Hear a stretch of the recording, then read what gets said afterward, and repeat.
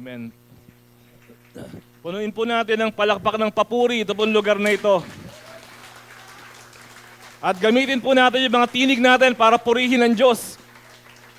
Hallelujah. Purihin ka, Panginoon. Maraming salamat po sa inyo. Purihin ka, Panginoon. Hallelujah. Manalangin po tayo.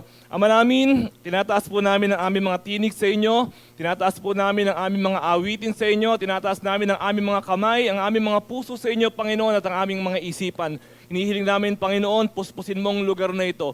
Pero higit sa lugar na ito, Panginoon, puspusin mo po ang aming mga espiritu.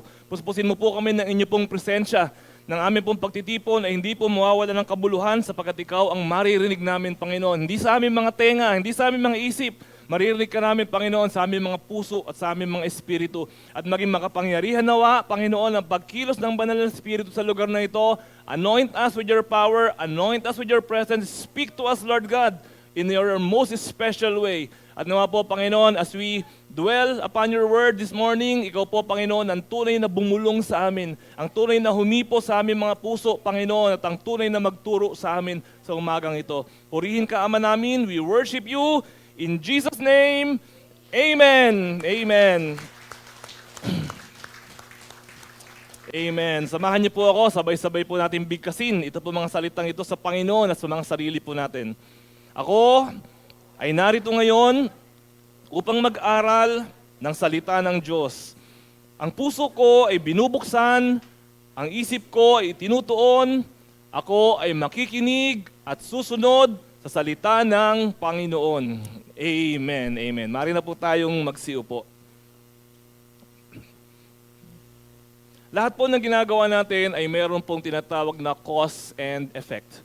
Kapag ka ikaw po ay nagtanim, yun ang cause, anong effect nun? Meron kang aanihin. Kapag ka ikaw ay nag-impok, anong effect nun? Meron kang madudukot. Kapag ka ikaw ay nag-disobey, merong effect din yun. Meron pong punishment. Kapag ka tayo naman po ay sumunod at nag-obey sa Panginoon, meron din naman pong mga bunga. At yun po yung gusto natin pag-usapan ngayon pong umagang ito. Tayo po ba ay nalulugi kapag ka tayo po ay sumusunod sa Diyos? Tayo po ba ay naiiwan kapag ka tayo ay sumusunod sa Panginoon? O tayo po ay nagbebenepisyo kapag ka tayo po ay sumusunod sa atin pong Panginoon? Kaya po ang pamagat ng mensahe natin sa umagang ito, 5 fruits of obedience. Meron hong bunga kapag ka tayo po ay sumusunod. Kung paano may bunga, kapag tayo po ay hindi sumusunod sa Panginoon, meron din naman pong bunga kapag tayo po ay sumusunod sa Kanya. Ano po ba itong 5 fruits na ito ng obedience? Isaiah 48 verse 17 to 22. Ganito po ang sinasabi. Ganito ang sabi ng banal na Diyos ng Israel. Ni Yahweh na sa inyo'y tumubos. Ako ang inyong Diyos na si Yahweh, tuturuan kita para sa iyong kabutihan. Papatnubayan kita sa daan na dapat mong lakaran. Kung sinusunod mo lang ang aking mga utos, pagpapala sana'y dadaloy sa iyo. Parang ilog na hindi natutuyo ang agos. Tagumpay mo sana ay sunod-sunod. Parang alon na gumugulong sa dalampasigan.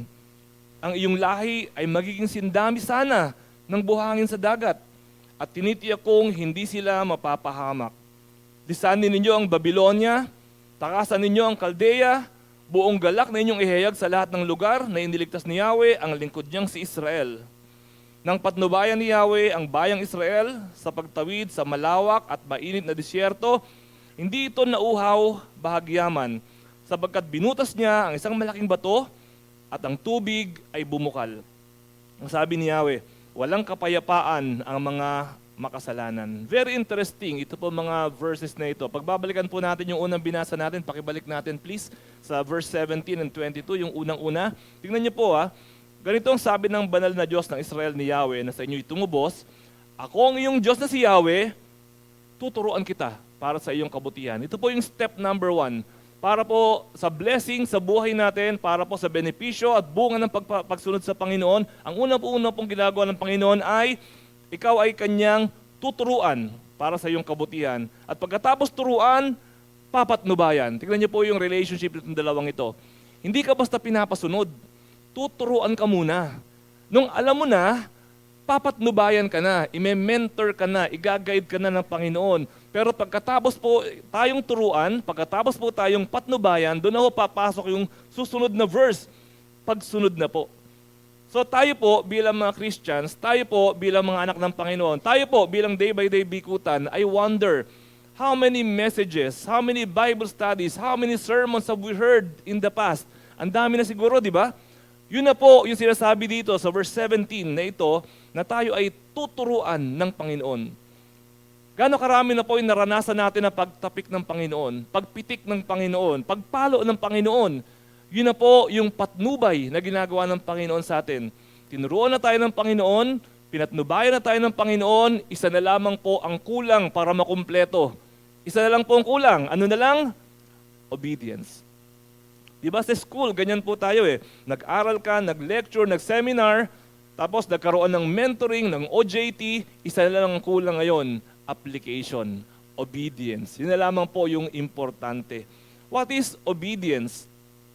Obedience, according to the dictionary, is compliance or submission to another's authority, command, or request. No, ito raw po ay compliance, submission, pagpapailalim sa authority, sa utos, or sa request ng kung sino man. Kapag ka pong mga magulang natin ay nag-utos sa atin ng curfew, ang curfew mo halimbawa ay 9 p.m., yun ang curfew mo.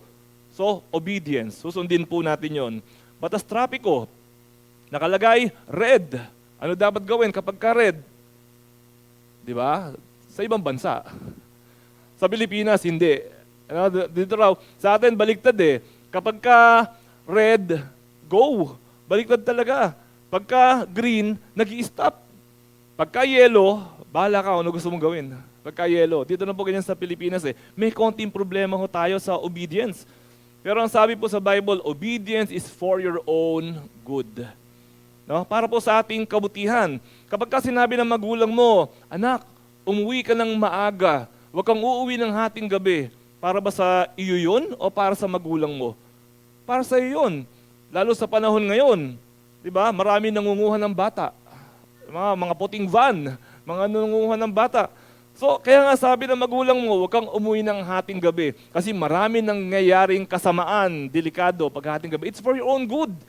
Pag sinabi po ng traffic light, stop, red. It's for your own good. Kapag ka sinagasa mo yung red na traffic light, ano mangyayari? Diba? Ang pinakasimple, pinakamalit na mangyayari, nahuli ka ng pulis. Yun ang pinaka-basic na mangyayari. Pero it could have been much, much worse than that. Sinagasa mo, pula eh. Diba? So, ang mangyayari niya, biglang sinagasa mo yung pula, may sumasalpok pa ng trailer, di gulong-gulong tayo ngayon, trailer yung nakasalubong natin. Obedience is for our own good. Pag umiinom po tayo ng gamot, nakalagay doon sa gamot, expiration. Di ba? Expired na yung gamot, nakalagay, expired na yung gamot noong nakaraang buwan pa. Iinumin mo pa or hindi?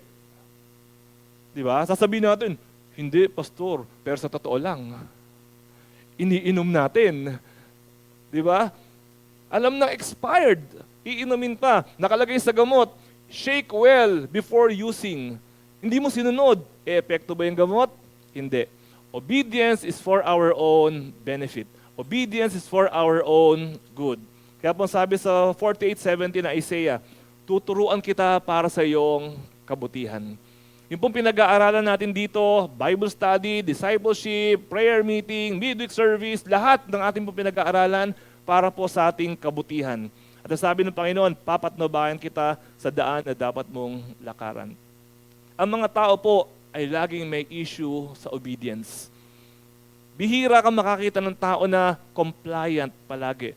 Karaniwan po, laging mayroong problema sa obedience. Laging ayaw sumunod. Pero siyempre, depende sa nag-uutos. Kung ang Diyos na nag-uutos, kung magulang nag-uutos, sundin mo.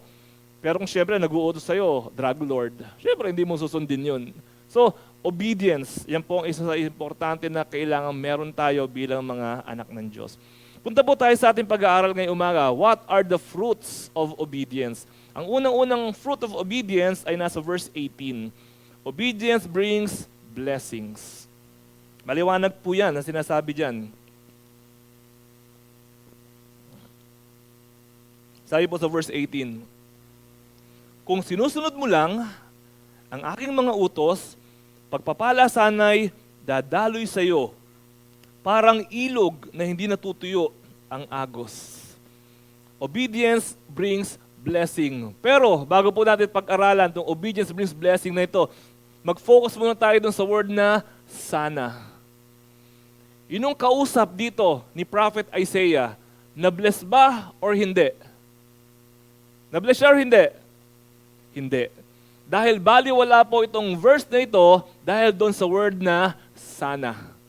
Kung wala yung verse na, yung word na sana dyan, nakalagay sana dyan dahil sinunod mo ang aking mga utos, pagpapala ay dadaloy sa iyo. Kaso, kung sinunod mo lang sana ang aking mga utos, pagpapala ay dadaloy sa iyo. Dumaloy ba pagpapala sa kanya?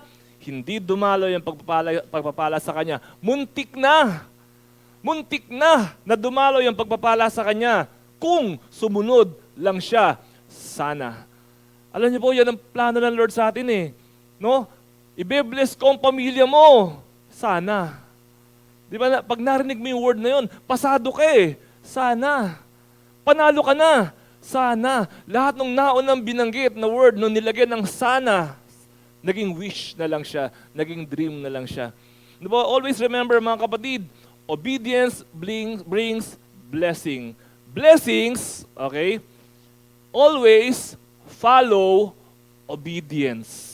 Parang ano yan parang continuum yan Obedience, pag nag-obey ka, it brings blessings. And blessings always follow obedience.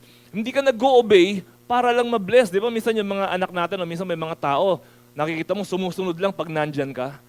Kapag wala ka, wala na. Di ba, naglilinis ng bahay pag dadating ka na, naghuhugas ng pinggan pag dadating ka na. Pero pag wala ka, kalat-kalat, gulo-gulo, hindi ka sinusunod. Di ba, alam mo, sumusunod lang sa'yo for the purpose ng blessing. Hindi dahil mahal ka. Baliktad po yon. At marami pong Christian nahulog po sa trap na yon. Susunod ako sa Lord. Bakit? Para ma-bless ako. Mali po Kundi, nagiging motivation natin. Kundi ang totoo po, sumusunod tayo sa Panginoon dahil Panginoon nga siya Kaya nga Lord ang tawag sa Kanya. And kahit isipin mo yung blessing or hindi, obedience will follow blessing. No, parang kariton, parang karitela. Yun yung karitela, may kabayo, hila-hila niya yung karitela. Hindi po pwede na yung karitela ang nasa unahan, tapos yung kabayo nasa likuran. Kailangan kabayo muna. Obedience muna. At yung obedience na yan, may kabuntot po yan na blessing talaga sa buhay po natin. No, everyone likes an obedient person. An obedient person receives favor. Di ba masarap kasama yung obedient kaysa sa disobedient? Masarap kasama. Ano ba nangyayari when we obey? When we obey, kunyari tayo po, example lang Kung nakinig lang tayo, hindi ko alam kung kanino itong sasabihin ko na to Imaginein mo lang, kung nakinig ka sa magulang mo, nung bata ka pa, ano ka na kaya ngayon? Imagine lang. Kung naging obedient tayo sa magulang natin nung bata pa tayo, ano kaya tayo ngayon? Kung nakinig ka dun sa magulang mo na sinabi sa'yo na seryosohin mo yung pag-aaral mo, at sinunod mo nga, sineryoso mo nga, ano kaya ang nangyari sa'yo ngayon? No? Maganda sigurado. Alam mo, sineryoso mong pag-aaral mo, tapos napahama ka. Nung nakinig ka sa magulang mo, sabi ng magulang mo, meron ba mga youth dito? Sabi ng magulang mo, huwag ka munang mag-boyfriend. Huwag ka munang mag-girlfriend. Diba? Huwag ka munang mag-isip ng love-love na yan. Kung nakinig ka sa magulang mo, ano ka na kaya ngayon? Okay? So, dyan natin gagamitin yung word na sana. Ang dami ko nang narinig na sana. Diba? Maski si Fernando po, kinakanta yan Diba? Kung natapos ko ang aking pag-aaral, walang sana ron Diba? Di sinsanay, meron na akong dangal. Yun po yung nangyayari sa atin. Gustong ibuhos ng Lord ang pagpapala sa atin, pero tayo po ang nagkaroon ng disobedience. Maski naman sa work po natin Maski naman sa work natin, kung nag-o-obey tayo sa policy ng work, ano ang ending niyan? Anong blessing niyan? For sure, kumukota ka? For sure. Mapopromote ka? For sure. Tataas ang sweldo mo? For sure. Tataas ang posisyon mo. Why? Kasi po sumusunod tayo sa policy. Eh kung hindi tayo sumusunod, edi wala rin mangyayari. Simple lang po, mapa. Gusto mo magpunta sa isang lugar na hindi mo alam, kumuha ka ng mapa. Ayaw mong sundin yung mapa, ang feeling mo mas magaling ka sa mapa. Sabi mo pa sa sarili mo, gawa lang ng tao to eh. Sabi mo pa sa sarili mo, no, tao rin ako, pareho lang kami, kaya ko to. Ayaw mo sumunod sa mapa. Sabi ng mapa, dumiretso, kumaliwa ka. Anong nangyari? Basta iba ka napunta. Pagdating mo dyan sa expressway, sabi gusto mong pumunta ng Batangas, dapat daw kumanan ka. Eh kaso, matigas ang ulo mo, kumaliwa ka. O di napunta ka ng Pampanga.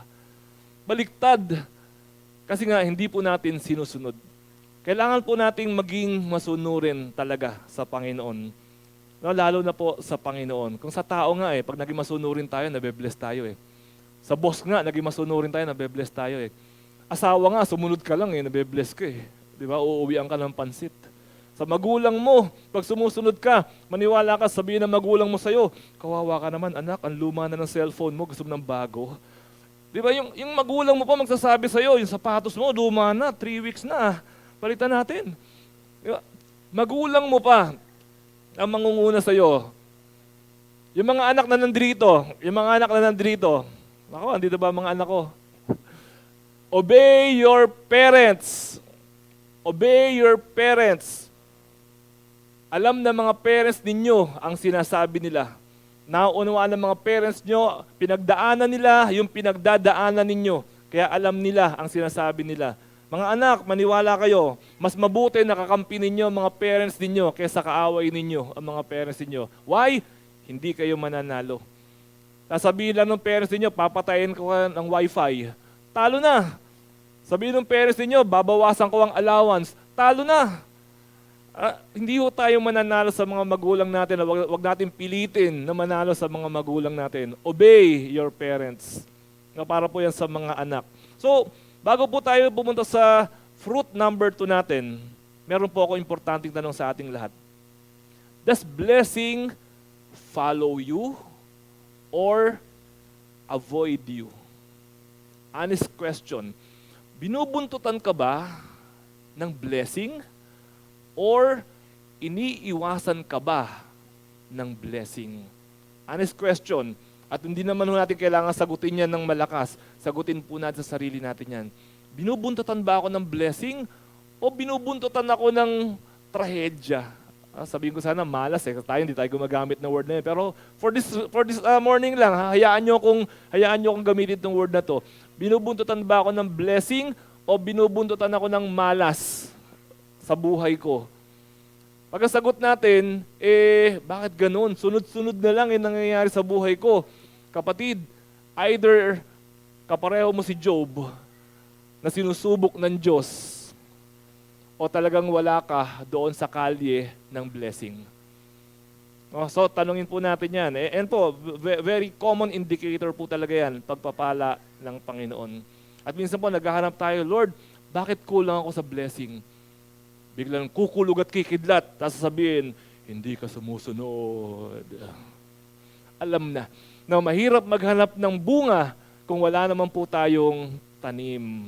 So magtanim po tayo ng obedience sa Panginoon, then aani po tayo ng blessing mula din sa Kanya.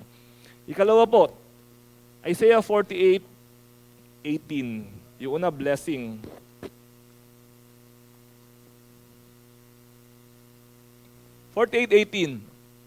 Tagumpay mo sana, eto na naman yung sana, ay sunod-sunod. Parang along gumugulong sa dalampasigan. Kanina sabi, pagpapala sana'y dadaloy sa'yo, parang ilog daw, na hindi natutuyo.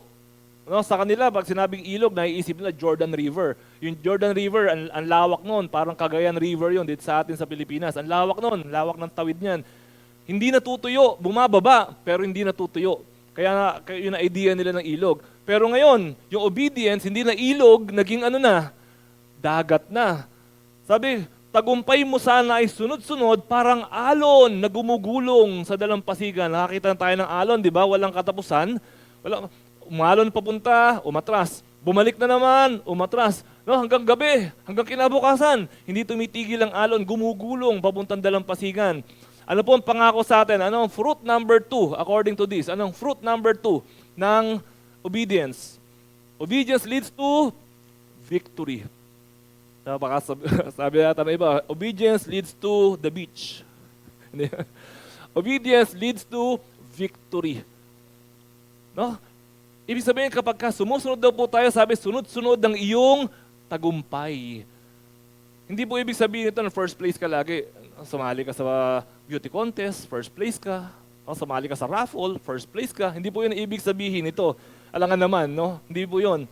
Pero ibig po sabihin to, mayroon kang victory sa buhay. Ilan po kaya sa atin dito makakapagsabi, honestly, sino makakapagsabi rito na tagumpay siya sa maraming area ng buhay niya? Meron kayang magsasabi dito na, Pastor, tagumpay ako sa struggles ko sa buhay. Tagumpay ako sa life.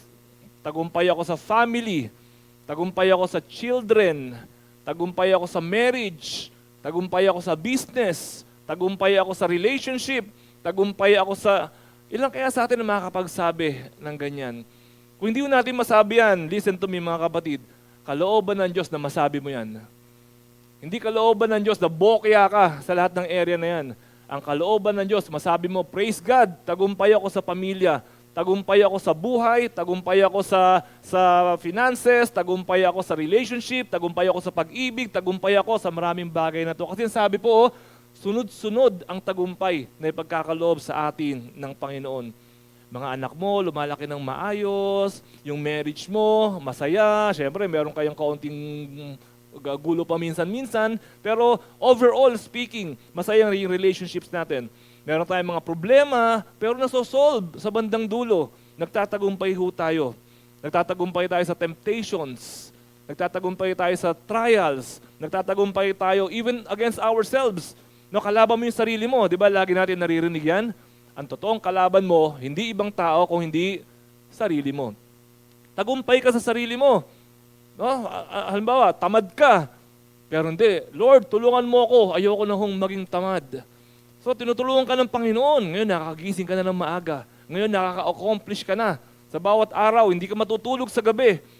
Hindi ka matutulog sa gabi na wala kang masasabi sa sarili mo, may nagawa ako ngayong araw na ito. And sadly, may mga tao na ganyan. Gumising na umaga, natulog ng gabi, walang nangyari sa kanyang 24 oras. Tumambay, tumingin sa bituin, nagpahangin. Tapos na masasabi mo na ikaw ay nagtagumpay. Lord, tamad akong tao. O masasabi mo, Lord, dati akong tamad na tao, pero nagtagumpay ako sa katamaran ko. Dati akong may bisyo, pero nagtagumpay ako sa bisyo ko. Dati akong bungangera, pero hanggang ngayon, di pa ako nagtatagumpay. Dahil nandun pa lang ako sa gitna, no? Ginaayos pa ako ng Panginoon. Yung masasabi mo, meron ka mga pinagdadaanan. Gusto mo magtagumpay, may goal ka. Gusto ko ng healthy living. Nagtagumpay ka doon sa healthy living na yun. No, gusto mo magkaroon ng ganitong bagay. Hindi naman kalooban ng Diyos na, may mga bagay naman na will ni Lord na magkaroon ka talaga. Gusto ko, Lord, magkaroon itong goal ko para sa pamilya ko. Ibinigay ng Panginoon sa iyo yung goal na yun para sa pamilya mo. Then, that is tagumpay. You know what? God is a God of victory. Nobody will dispute that. God is a God of victory.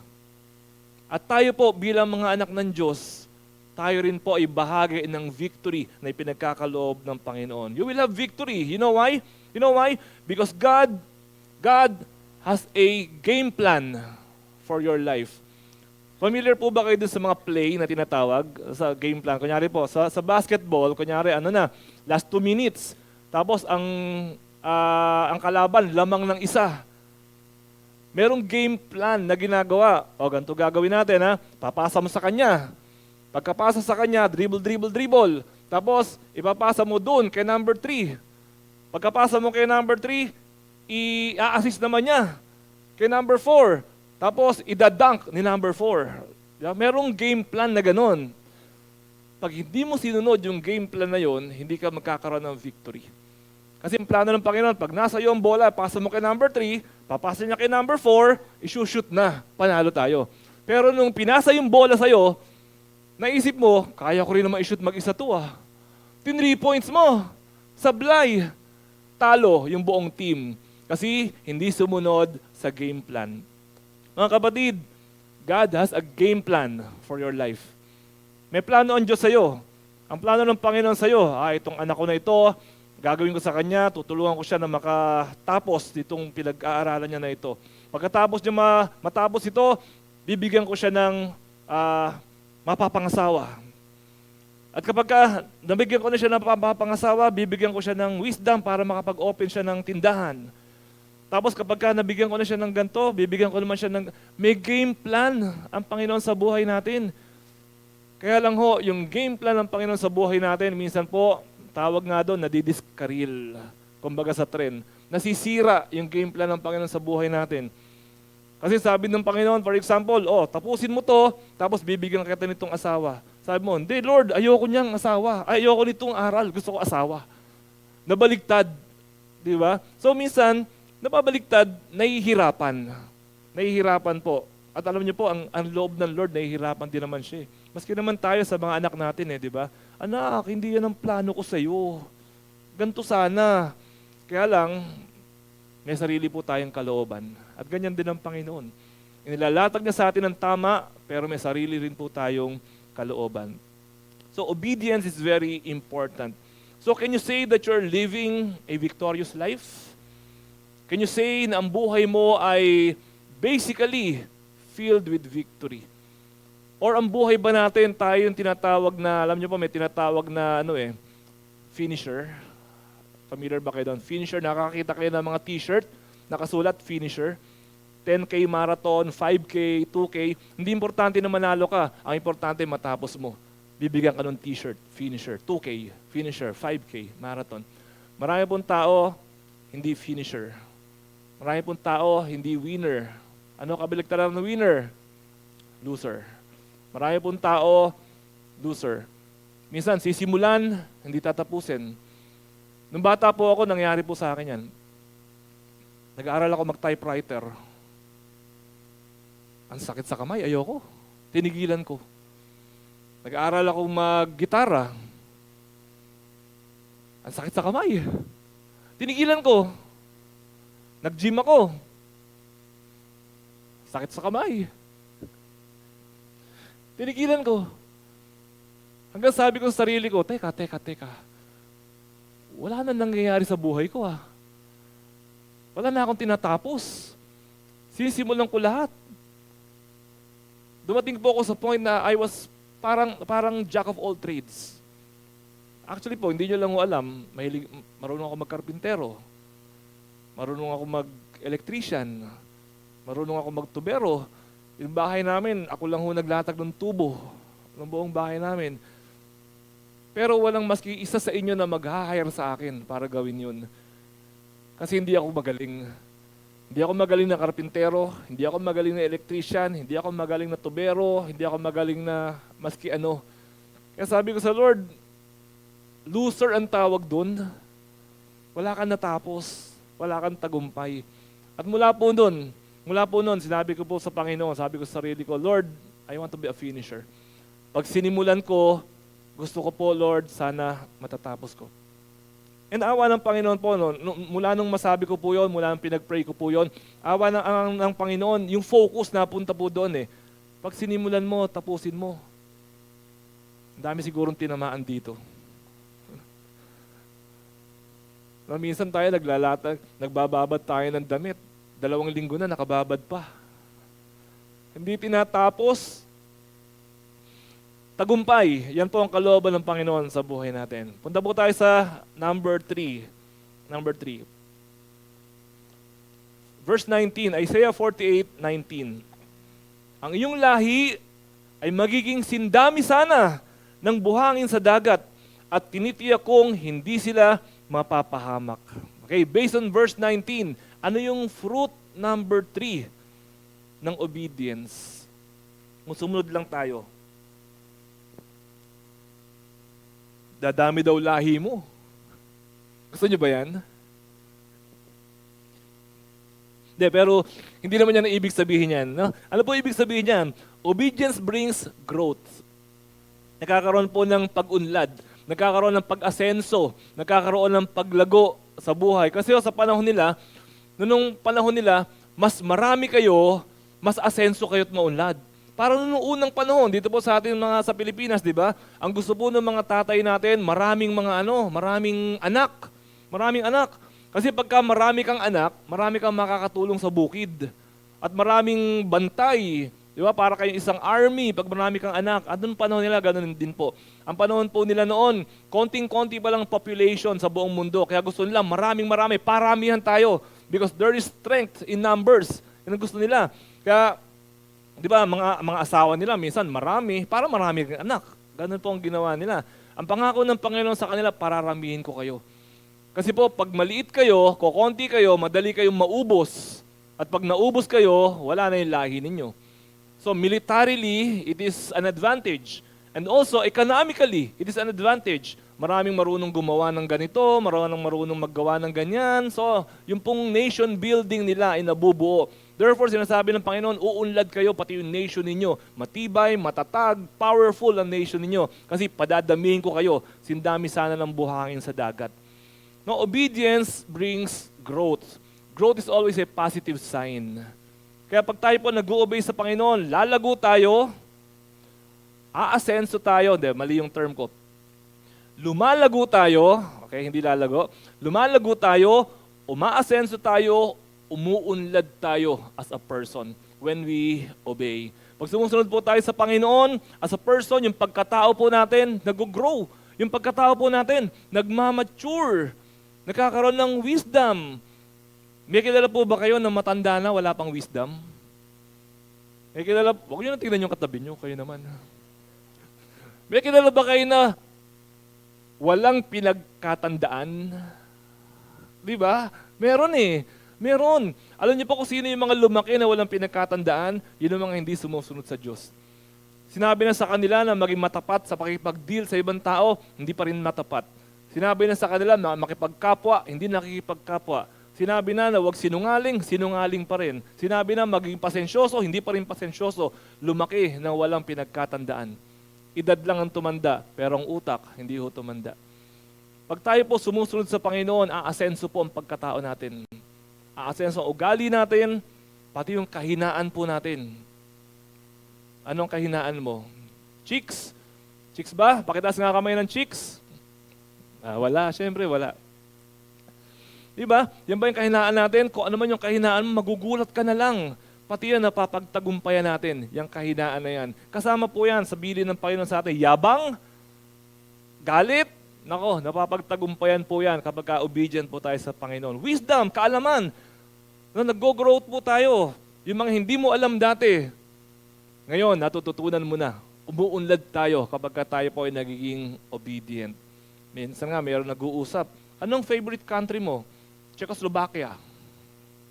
Spellin mo nga. Sige na nga, Taiwan na lang. Diba? Umuunlad ang ating pong pagkatao. At alam niyo po, believe me, Christian ka man or church ka man, an obedient Christian or an obedient church grows. Whether you like it or not. Sa ayaw at sa gusto mo, kapag sumusunod ka sa Diyos, as a Christian, you will grow. Sa ayaw at sa gusto mo, pag sumusunod ka sa Panginoon as a church, you will grow. Sa ayaw at sa gusto mo. Na parang halaman po yan eh. Sa ayaw at sa gusto ng halaman, kapag sinunod po natin yung tamang procedure, abono, ano ba tawag doon? Diba? Kakalkalin mo yung paligid, lalagyan mo ng ganto, ng ganyan, papaarawan, didiligan. Pag sinunod po natin yung tamang procedure sa ayaw at sa gusto nitong halaman na ito, mamumunga, lalaki, lalago, uunlad ang halaman na ito. Ganon din po tayo eh. Bilang Christian, pag sinunod po natin, ito po mga bilin ng Panginoon sa atin, sa ayaw at sa gusto mo, you will grow as a Christian. So, bahagi po talaga ito. Bahagi po talaga ito ng atin pong pag-unlad. Punta po tayo sa number 4. Obedience provides guidance and protection. According sa verse 20, meron pong inutos ang Panginoon sa kanila sa verse 20. Babasahin ko po ha. Lisanin ninyo ang Babylonia. Yan ang utos sa kanila. Lisanin ninyo ang Babylonia. Takasan ninyo ang Caldea. Buong galak na inyong ihayag sa lahat ng lugar na iniligtas ni Yahweh ang lingkod niyang si Israel. Ano po utos sa kanila? Iwan niyo yung Babylonia. Ano ba yung Babylonia? Alam niyo po, yung Babylonia, nung panahon nila, ang pinaka number one country in the world. Ano ba number one country in the world ngayon? Sabihin lang natin, US. Sabihin natin, US. Parang sinasabi sa'yo, nasa US ka na, wag ka na dyan sa US. Dito ka na lang sa Pilipinas. Marami hong mga Filipino nag-OFW, di ba, sa ibang mga bansa. At yung mga nag-OFW sa ibang mga bansa, lalo na sa Middle East, ganyan, pangarap po nila na makabalik ng Pilipinas. Pangarap nila na matapos na lahat ito at na makauwi na ako sa Pilipinas. Pero yung mga nasa Western countries, nasa London, nasa US, diba? Nasa Australia siguro, although hindi Western Australia, ayaw na umuwi ng Pilipinas. Kasi mas maganda lang yung lagay nila doon. Ganun ho nangyayari dito. Inuutusan po na Isaiah o ng Panginoon through Isaiah's prophecy, yung mga Israelita, iwan ninyo ang Babylonia. Sabi nila, parang ganda na lagay namin dito, paiiwan mo pa sa amin yung Babylonia? Pero dahil sumunod po sila, ano ang mangyayari pag sumunod sila? Verse 21, nang patnubayan ni Yahweh ang bayang Israel sa pagtawid sa malawak at mainit na disyerto, hindi ito nauhaw, bahagyaman, sapagkat binutas niya ang isang malaking bato at ang tubig ay bumukal. Ito pong utos sa kanila na iwanan yon. Kung hindi po nila iniwanan, ano kaya mangyayari sa kanila doon? Baka hindi maganda. Hindi ko komot maganda yung posisyon mo ngayon, ibig sabihin maganda rin ang mangyayari sa atin doon. Tingnan niyo po ang nangyayari, ang ganda na nangyayari sa kanila. Nung patnubayan ni Yahweh ang bayang Israel sa pagtawid, saan tumawid?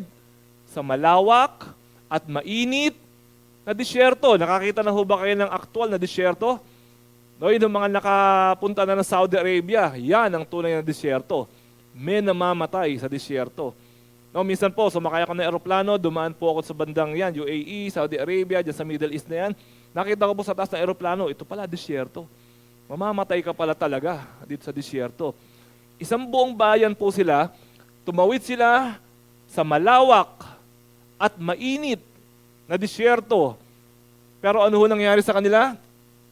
Hindi nauhaw, bahagyaman. Ako nga, nagsasalita lang ako rito, nakakailang inom na ako eh. Hindi sila nauuhaw, bahagyaman. Bakit po? Bakit hindi sila nauuhaw, bahagyaman? Kasi ba sila ay inayos ng Diyos yung lalamunan nila para hindi mauhaw? Hindi. Ano ang ginawa ng Panginoon sa kanila? Hindi sila nauuhaw, bahagyaman sapagkat binutas ng Diyos ang isang malaking bato at ang tubig ay bumukal doon sa bato na yon. Kita niyo po yun, hindi sila nauhaw because God provided for them miraculously. Kung kailangang bumutas ng Diyos ng bato para sa iyo, bubutasin niya ang bato dahil sumunod ka sa Kanya. Alam niyo po, we all need God's divine guidance and protection. No, when we obey God, God takes extra effort. Gumagawa siya ng way to protect us, to guide us. Gagawin po ng Panginoon yan kasi po sumusunod po tayo sa Kanya. Alam niyo, sa totoo lang po, sa buhay na ito, ang hirap. Tingin ko ako sa experience ko po, parang ang hirap mabuhay ng walang Diyos. Minsan di ko naiisip, paano kaya nabubuhay yung mga tao na hindi kumikilala sa Panginoon? Parang ang hirap. Ang hirap. Kasi parang ang daming pwedeng mangyari dito sa mundong ito. Kung walang Diyos na nag-iingat at pumapatnubay sa iyo, ang daming pwedeng mangyari dito sa mundo na ito. No, meron po ako isang kakilala, hindi ko alam kung nakwento lang naman sa akin, no? Nagbabasa siya sa ilalim ng puno, nagbabasa siya ng Bible, at nung matapos po siya mag-pray, tumayo po siya at sabi niya, praise the Lord. Pagtayo po niya, bumagsak yung buko sa likuran niya. Kung hindi siya tumayo para mag-praise the Lord, siya ang tinamaan ng buko. Alam niyo yun, ang daming pwedeng mangyari sa buhay natin. Kailangan mo ang wisdom ng Panginoon. Ang dami nangyayari sa buhay natin, kailangan mo ng decision. When you make a decision, kailangan mo ng wisdom galing sa Panginoon. Lord, sasagutin ko ba to o hindi? Nako, kailangan mo yan. Kailangan mo ng dasal, matinding dasal. Lord, ito ba talaga para sa akin o hindi? Sa dasal mo kuhanin. Lord, magre-resign ba ako o hindi? Sa dasal mo kuhanin.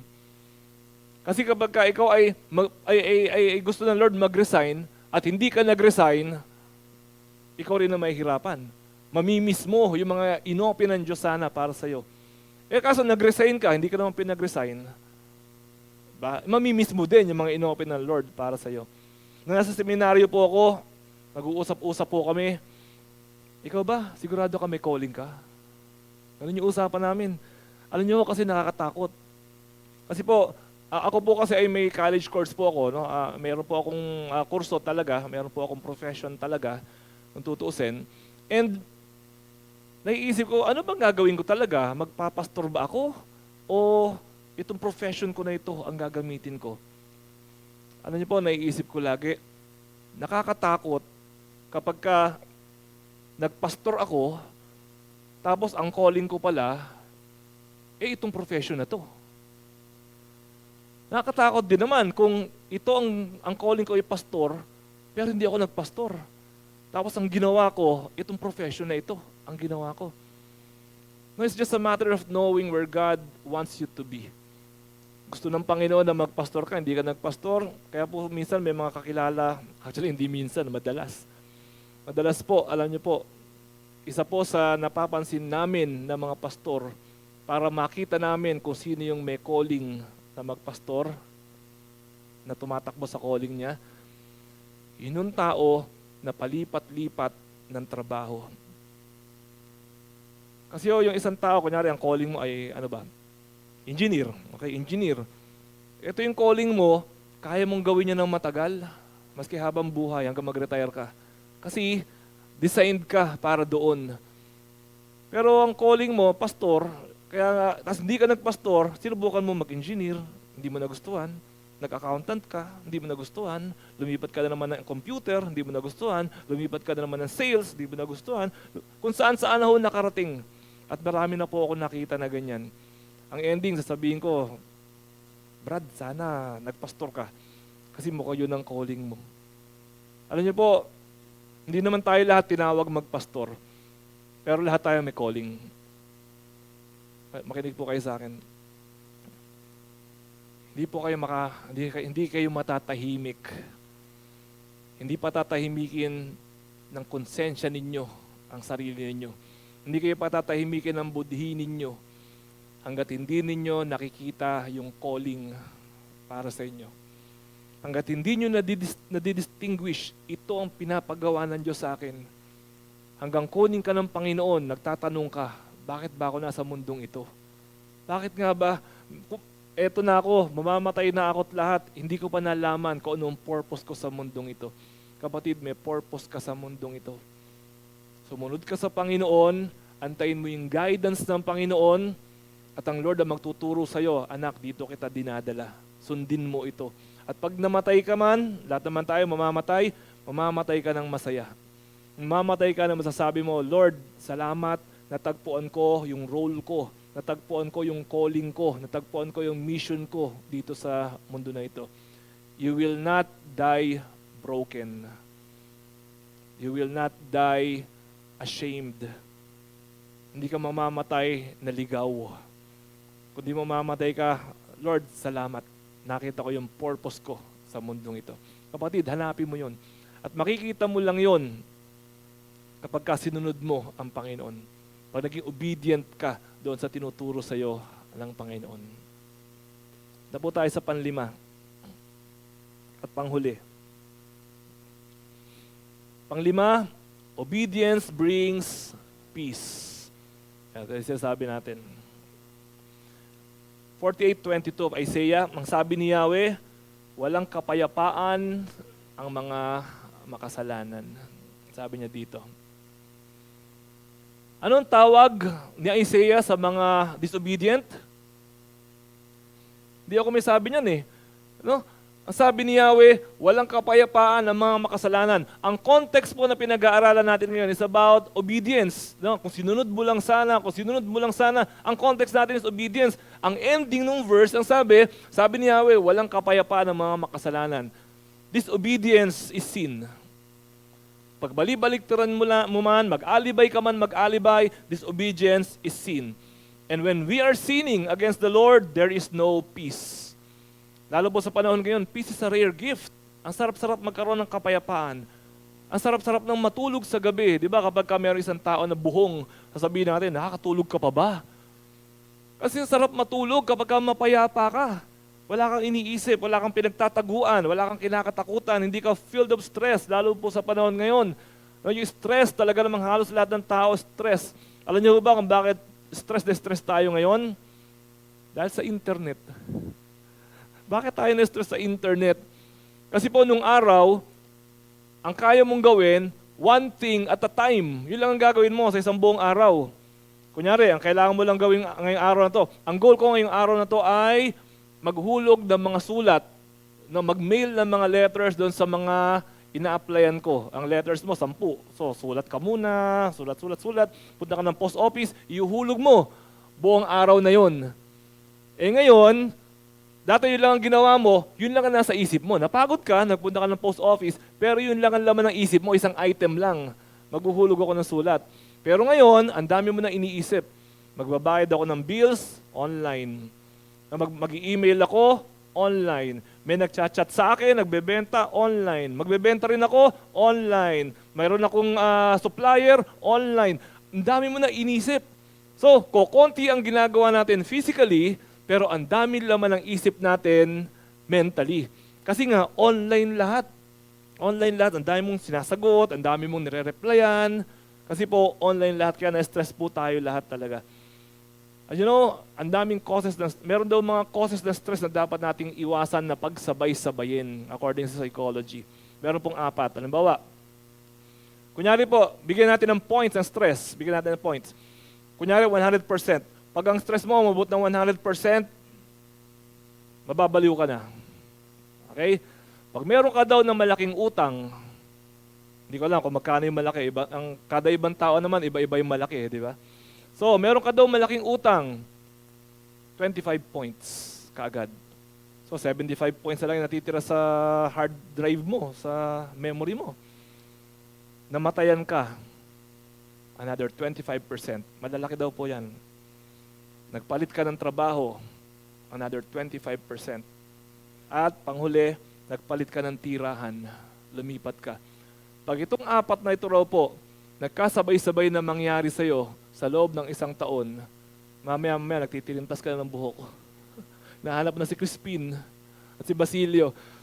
Dahil nagsabay-sabay. Alam nyo naman yun, tayo po, naglipat tayo. Nito nakaraang mga buwan, naglipat tayo ng temporarily dito. Ay, sobrang stressful po talaga. Parang wala ka ng ibang kayang gawin. Tapos bababalitaan mo, namatayan pa kayo. Babalitaan mo, nabaon pa kayo sa utang. Tapos nabalitaan mo, sobrang stress. Kaya po napaka-importante po na meron tayong kapayapaan. Kapag tayo po ay sumusunod sa Panginoon, meron pong kapayapaan sa puso natin. Maski nga sa bahay natin eh. Bakit ba lagi nagkakaroon sa bahay ng rambulan? Diba? Ayaw maghugas ng pinggan. Sabi magsaing, ayaw magsaing. Wait lang po. 8:00 na. Wait lang po. Gumising, ayaw gumising. Matulog ka na, ayaw naman matulog. Ewan ko nga ba, kaya nagkakaroon ng rambulan sa bahay. Pero kung may obedience, sinabi ng magulang mo, anak, matulog ka na, tulog ka na. O anak, gising na, gising ka na. Anak, saing na, saing ka na. Paano magkakaroon ng gulo? Di ba? Kaya nagkakaroon ng gulo dahil sa disobedience. Maski sa buhay natin, kapag ka nag-disobey tayo sa law, kakabahan ka na. Nakita mo, may kumakatok na pulis sa bahay ninyo, ba? Hindi ka ba kakabahan noon? Ano ba ginawa? Nag-isip ka bigla, ano ba ginawa ko? Hindi mo alam kung ano ginawa mo, basta may kumakatok na pulis sa bahay nyo. Yung pala, naliligaw lang, tatanong lang pala ng direction. Pero nag-isip ka na agad, di ba? Meron ka agad, if you are in trouble with the law, napakalaking problema ho niyan. So, we obey the law. If you obey the law, you have peace. Nakakita ka ng pulis, di ba? Sir, appear, walang problema. Pero kung meron kang ginawa, kahit na hindi alam ng pulis yung ginawa mo, pag nakakita ka ng pulis, di ba? Naka-shades ka kaagad, naka-sombrero ka kaagad. Kahit walang kaalam-alam yung pulis, wala kang peace kapag ka ganoon. And even with your conscience, with yourself. Kapag sumusunod po tayo sa Panginoon, wala kang guilt feeling. Minsan po meron tayong sasabihin na, Kuya o ate, ikaw naman mag-lead sa Bible study. Magugulat ka, sabihin, hindi ko kaya. Ha? Nag-lead ka na dati ba't ngayon hindi mo kaya? Meron akong dala-dala. Diba? Biglang merong bit-bit, biglang merong baggage, no? Biglang may guilt feeling. He is not at peace with his own self. So mga kapatid, peace is very, mamahalin. Ano ba yung mamahalin sa English? Expensive, yan. Peace is very expensive. At binibigay po ng Panginoon yung peace na yan kapag ka sumusunod po tayo sa Kanya. Outward peace, inner peace, pero importante po syempre, peace with the Lord. Yung bati tayo ng Panginoon. Do you have inner peace? Masasabi mo ba na meron kang kapayapaan? Masasabi mo ba na, Lord, matutulog ako ngayong gabi, mamatay man ako bukas, walang problema. Kunin mo ako, tagal naman, Lord. Di ba? Meron kang peace. No, dumadating yung mga manugang mo o dumadating yung biyanan mo, meron kang peace. Walang problema. Wala kang kinakatakutan. No, mag-PPM yung asawa mo, pauwi na ako, walang problema. Sabi ng asawa mo, pati nga ng cellphone mo, o yan, bigay mo yung cellphone kagad. Diba? Wala kang kinakatakutan. Meron kang peace galing sa Panginoon. So alam niyo po itong 5 na ito na pinag-aralan natin. I-rundown lang po natin. Obedience brings blessings, victory, growth, guidance and protection, and peace. Konektado po lahat yan. Konektado po lahat yan. Pag sumunod po tayo sa utos ng Panginoon, kunyari inutusan ka ng Panginoon, ano ba magandang utos ng Panginoon? Okay, huwag ka magnanakaw, para madali lang natin mag-gets. Huwag ka magnanakaw, yun ang utos ng Panginoon. Sumunod tayo, hindi nga tayo nagnakaw. So dahil doon, nagkaroon po tayo ng blessing. Naging ready na tayo na tumanggap ng blessing. Parang yung pinggan, di ba? Yung pinggan, lagay nyo naman to ng pagkain. Ang dumi-dumi ng pinggan mo, gasa mo muna. So, nung maayos na yung pinggan, ready na siyang tumanggap ngayon ng mga blessing. So, yan ang unang ingredient for the blessings, no? Obedience. So, okay, hindi ka nagnakaw. So, ikaw ngayon ay may kabuntot na blessing dahil ikaw ay sumunod sa Panginoon. Then, meron kang victory. Dahil hindi ka nagnakaw, nagtagumpay ka. Meron kang prinsipyo sa buhay. Hindi ako magnanakaw, magsisikap ako, mag-aaral ako. So because of that, nadagdagan ang skills mo, nadagdagan ng mga kaalaman mo. Nagkaroon ka ng victory doon sa area na yon. Nagkaroon ka din ng growth sa area na yon. Kasama mo ang Panginoon, pinagpapala ka at ginaguide ka ng Panginoon. Huwag dyan, dito ka. May kasama yan. And overall, you have peace. Maski kanina ka humarap, masasabi mo, marangal ang trabaho ko, hindi ako magnanakaw, ang pinapakain ko sa pamilya ko ay malinis at marangal. Maski kanina ka humarap. Sunod-sunod po yan. Mag-isip po tayo maski anong uri ng kasalanan. Or kung, wag naman sana, pero kung meron tayong kasalanan, halimbawa, na ipinapamuhay ngayon, kung meron po tayong kasalanan na inaalagaan ngayon, I dare you, tignan nyo po yan kung meron kayo lahat niyan. Masasabi nyo siguro, Pastor, wala ako noon, number 1. Meron ako, may blessing, meron ako, may pera ako doon sa ginagawa kong illegal. Kaya lang, wala ako nung peace, number 5. Wala ako nung victory, wala ako nung growth, wala akong protection ng Panginoon. Diba? Yung po 5 yan, matatanggap po natin lahat yan kapag tayo po ay masunurin sa Panginoon. So personally, ano inuutos ng Diyos sa'yo? Sundin mo kapatid. I promise you, hindi ka lugi. Hindi ka talo. At pag sumunod po tayo sa Panginoon, hindi ka natalo dito sa lupa, hindi ka patalo pagbalik natin sa kanyang kaharian, pag uwi natin sa kaharian ng Panginoon. Ito po ang will ng Lord sa atin. Hindi po will ng Lord na tayo po ay pinaglalaroan ng dyablo, hindi will ng Lord na tayo po ay kanyang kinakasangkapan. Ang kalooban ng Panginoon, bigyan po tayo ng blessing, victory, growth, guidance and protection, at kapayapaan. Manalangin po tayo. Ama namin, maraming salamat po sa pagsama mo sa amin ngayon pong umagang ito. Lord, alam namin, nangusap po kayo sa amin in your own special way. Meron po kayong pabaon sa amin, Lord, ngayong umagang ito. Hiling namin, Lord, wag po nawang maiwan sa bulwagan na ito. Yung po mga gusto mo po ituro sa amin. Kundi paglabas namin, Lord, bitbitin po namin, itanim po namin sa puso namin, at ikaw po mag-alaga, ikaw po magpatubo, ikaw po magpalago nito, aming Panginoon. Ama namin, maraming salamat po sa bawat kapatid na nandito ngayon, maging sa mga kapatid na nakikinig po online. Bless us, Lord God, bless our families, and teach us to be obedient. In the name of Jesus we pray, Amen. Amen.